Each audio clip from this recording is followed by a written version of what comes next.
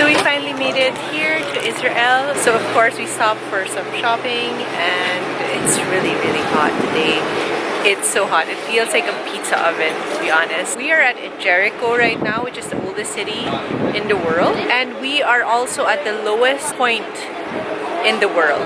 We are 33 meters below sea level, so that is pretty low. Here, my ears were really popping and I was sort of feeling a bit dizzy, but now I think I'm slowly acclimatizing to the weather or the climate or the sea level, how low we are. I already shopped for Dead Sea products like soap, and let's see what else there is to buy. So you can see random camel just parked here like cars. So fun to see. I think that is a monastery up there and some houses. This is Mount Temptation right here, Mount Temptation. We're gonna go up there in a bit, and yeah, now we're just gonna finish our shopping.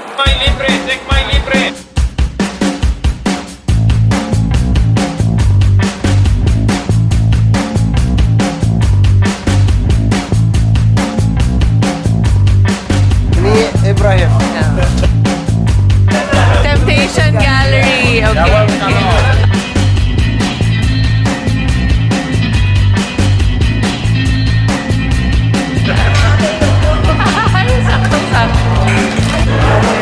Let's see the difference between almost here in Israel and in Jordan. Their difference. This is creamier and less lemony. Still good. I do prefer the one in Jordan.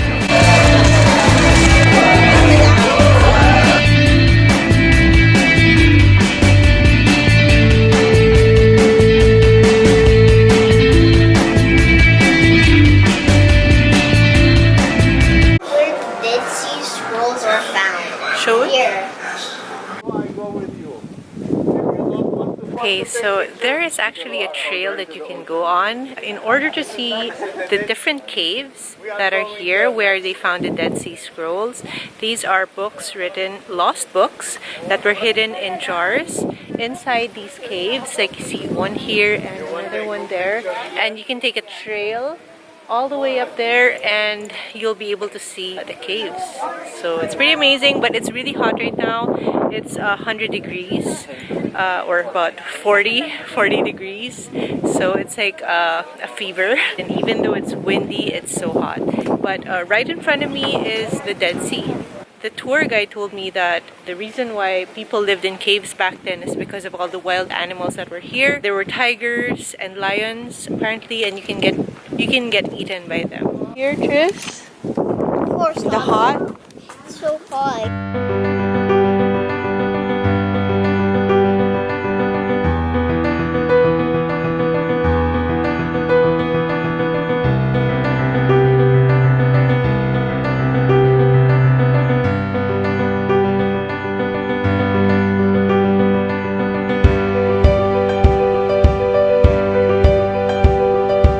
Okay, so as you can hear from the music, there is actually like a whole establishment built around the Dead Sea.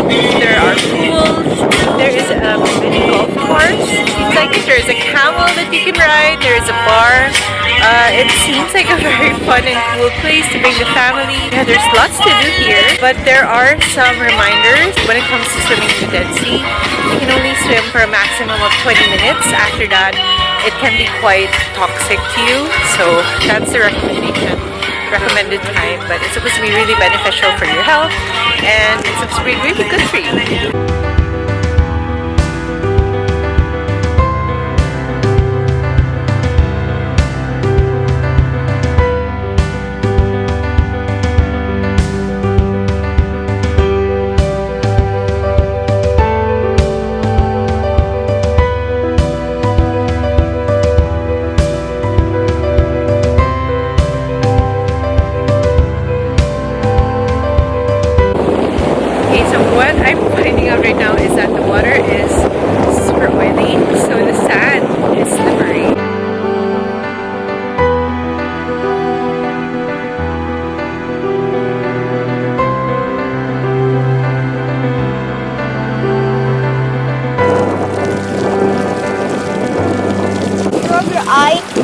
ouchy. You have to run to the shower, clean it up, because it makes you always itchy. Itchy.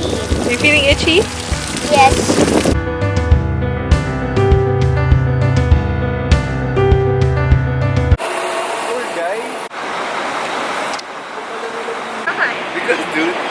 Because it's a north. Okay, so we are at Nazareth and it's a Sunday today, so everything is closed. As I was told, this is mainly an Arab and Christian city. Let's see what this place has to offer. Hello!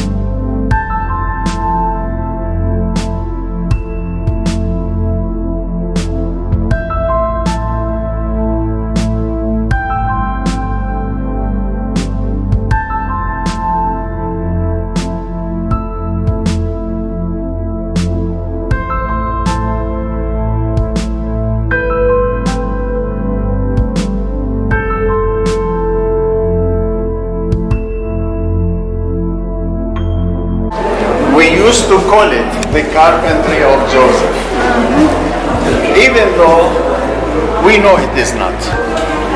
Why? Because there is a curve like this, and if you are a carpenter, you cannot bring a trunk of a tree and go like this, and it is very narrow, you can see. Yes, so it's impossible. Impossible. This used to be a silo, a storage place.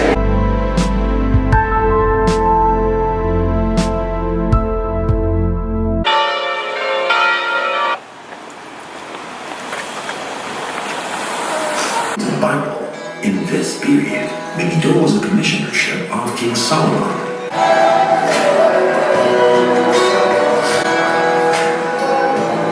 Okay, so we're on our way up to Tel Megiddo, which is quite a steep walk up, I think. We'll see. But this is an ancient city that has started since the Stone Age. So, yeah, very important site. And they say that Armageddon will happen here. That is prophesied.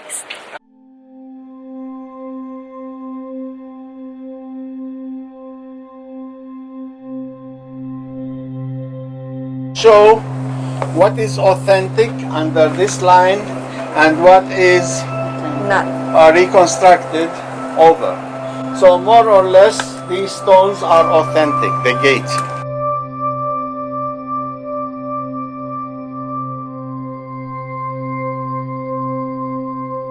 So interesting to see this archaeological site because you can actually see the layers. You can see the layers that were added through the centuries. As I was told by our tour guide, there are around 30 layers and they just kept building and rebuilding. Like the city would get destroyed by earthquakes or they would get raided by other tribes, and yeah, they would just build on top of it. Into a place called in the Hebrew tongue Har Megiddo. Har means mountain. Megiddo is from the origin Magid, the one who tells the future. Some Christians believe this is where the last battle will take place. Some Christians believe this is a symbolical saying.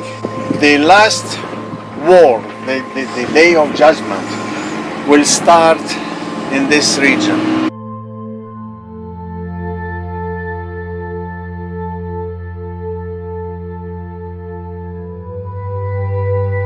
So Megiddo played a very important part in history because this place was the only place you can pass to go from Egypt to Syria. Everywhere else was swampy, so you really had to go through the city. And they played such an important role. A lot of other conquerors or a lot of other tribes wanted to take over this city, and it's because of its location. This location is also on top of a mountain, so it's quite high. If you can imagine, everywhere else was swampy. This had a very strategic location. During the excavations, they discovered a tunnel that leads to the source of water. It's so hard to believe that all of this was made by man 2,500 years ago.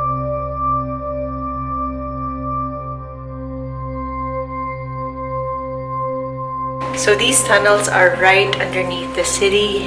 It is amazing. It's so much cooler here, and gosh, it's so deep into the mountain. I can't believe that people actually dug through this and created this.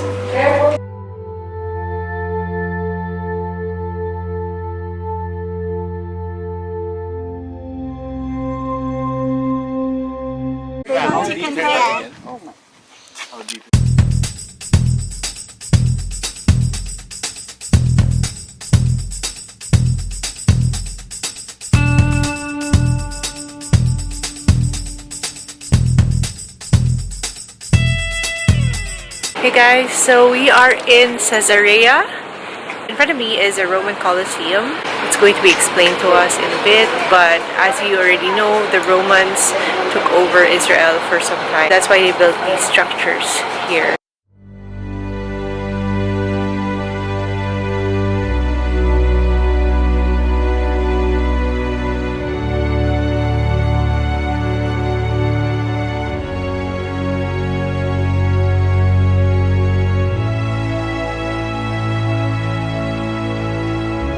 Is that the Muslims, when they captured Caesarea around the 12th century, they destroyed all the statues, because in Islam you are not allowed to make statues, like in Judaism.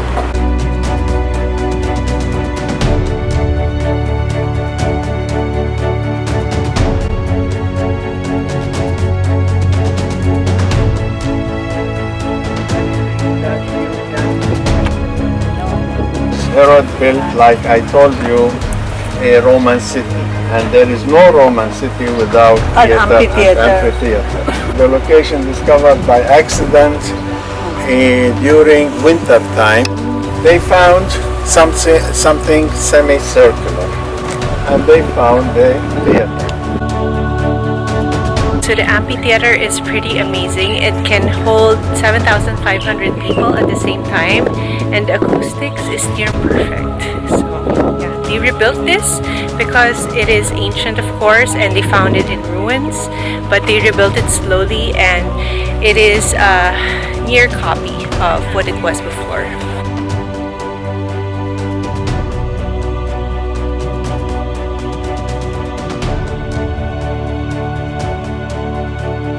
If you want to see how the toilets were before, this is it.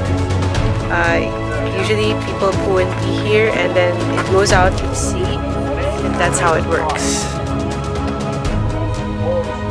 So behind me is a hippodrome. It's my first time to see a hippodrome. Of course, it's an ancient hippodrome. It was used during the Roman times.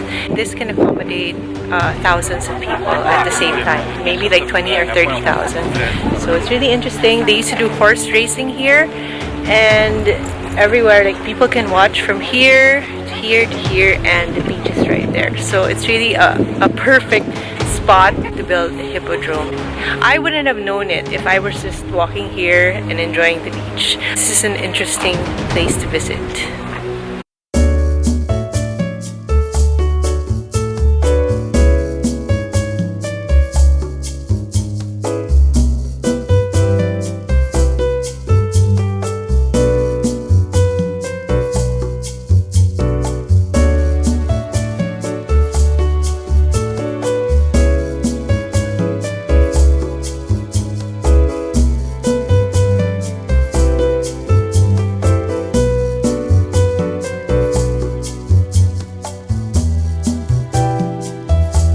guys, so we are at the Mountain of Olives, and this is supposed to be where Jesus taught his disciples the prayer, Our Father. This is actually a French land, and it's managed by Carmelites. What I'm going to show you all around the place is the Lord's Prayer, Our Father, in different languages.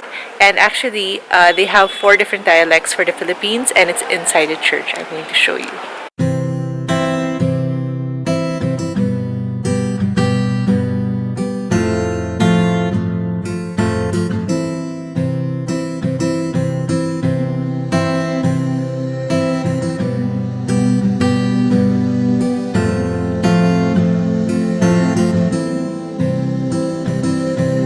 This cave is supposed to be where Jesus taught the disciples the Lord's Prayer, or Our Father. So they sort of remade this cave to get the feel of how it must have been like before.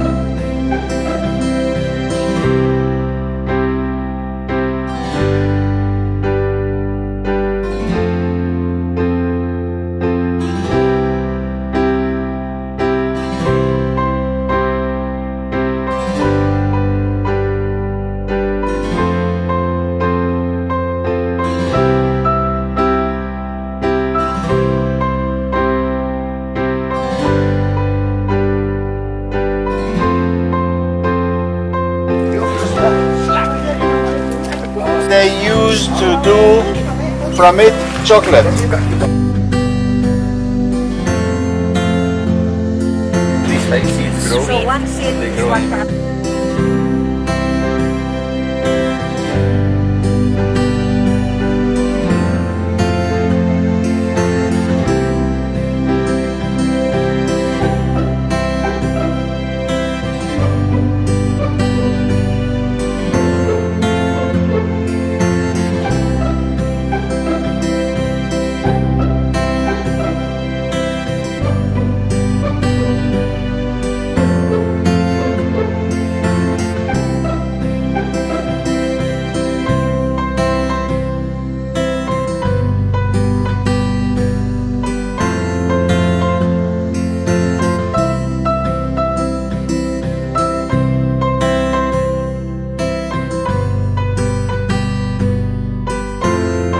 So right behind me is one of the oldest olive trees in this area, and it's believed to have been alive since Jesus' time. Okay, so right behind me is the Garden of Gethsemane, and that was where Jesus prayed before he was captured and crucified.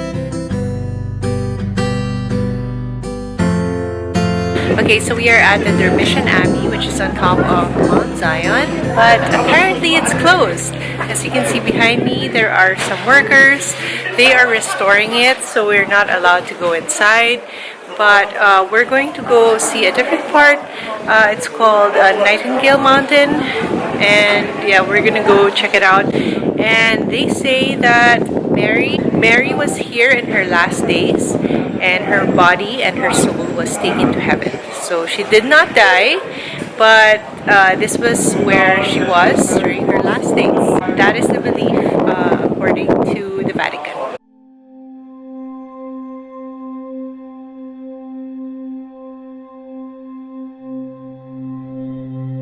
Okay, so our last stop is the room where the Last Supper happened. This was built in the Middle Ages, and we're going to see how it looks.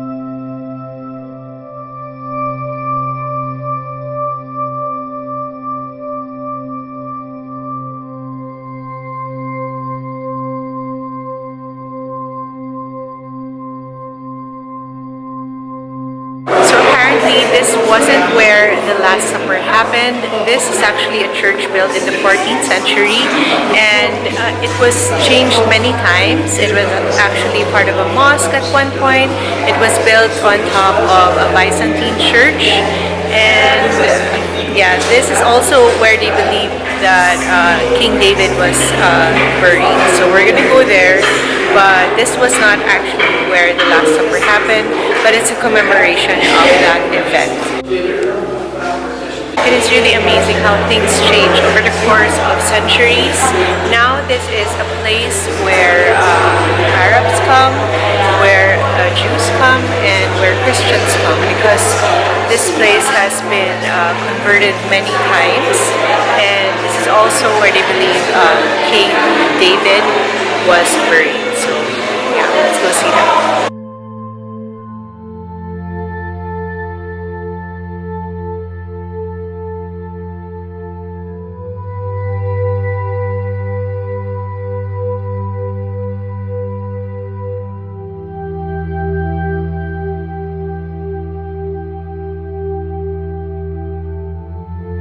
Men and women are actually separated here. This is for the women, over there, this is for the men.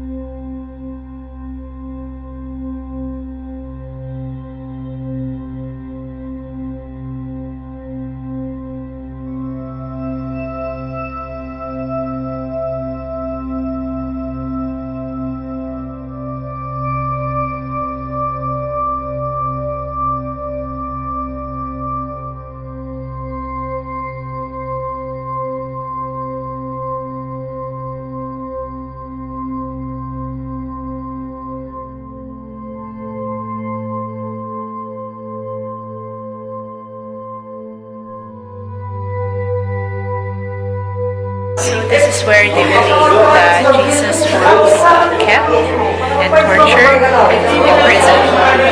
And he was probably tied here. That's why there are ropes there.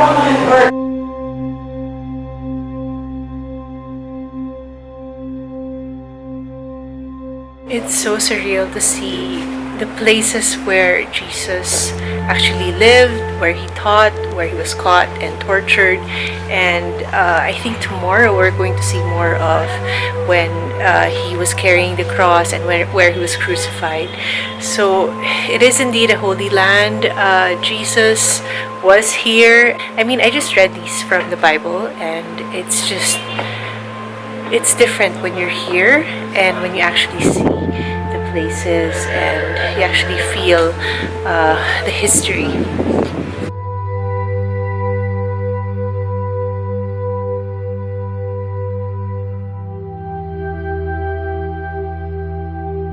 We are at the Western Wall. It is also commonly known as the Wailing Wall, but apparently the Jews do not like that name. And as you can see behind me, the men and the women are separate. So it is like that because the men cannot concentrate apparently if they pray beside a woman.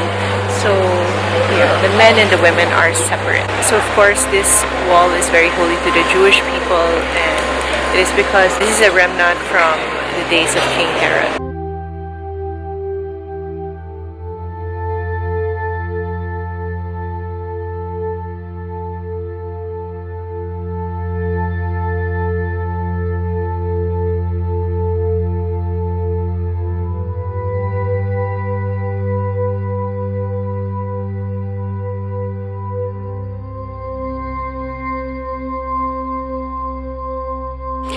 Okay, so behind me is a healing pool.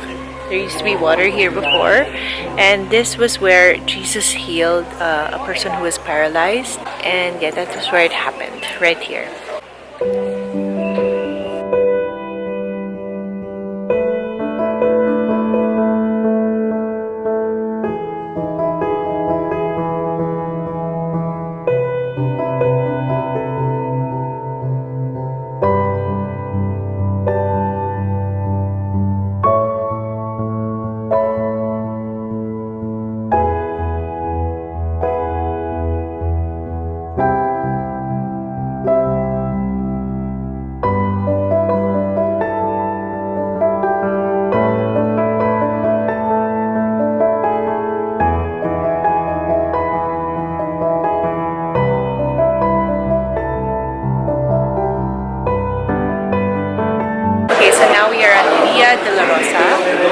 here, we entered Old Jerusalem. This place has two churches. This is the actual place where Jesus was arrested and tortured. This is where it all happened. But it has been built over time. This area has been destroyed for about 5 times already. It's been built over, and this is a new building, of course. This is a new structure on top of it.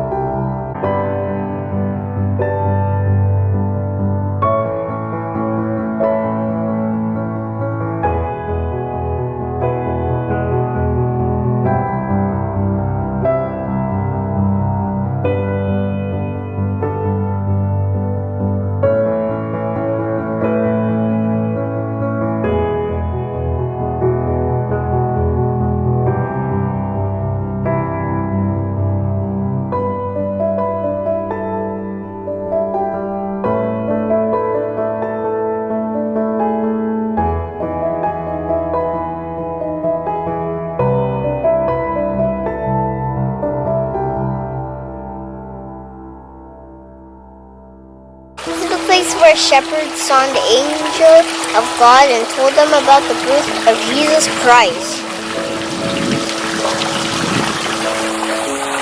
We just came from the spot where the angel of the Lord appeared before the shepherds and told them about the birth of Jesus Christ. So it all happened here on top of this mountain, and they built a church on top, and we just heard Mass. It feels good to say Mass and hear Mass here where it all started. Tristan, this is the perfect door for you. Go, enter.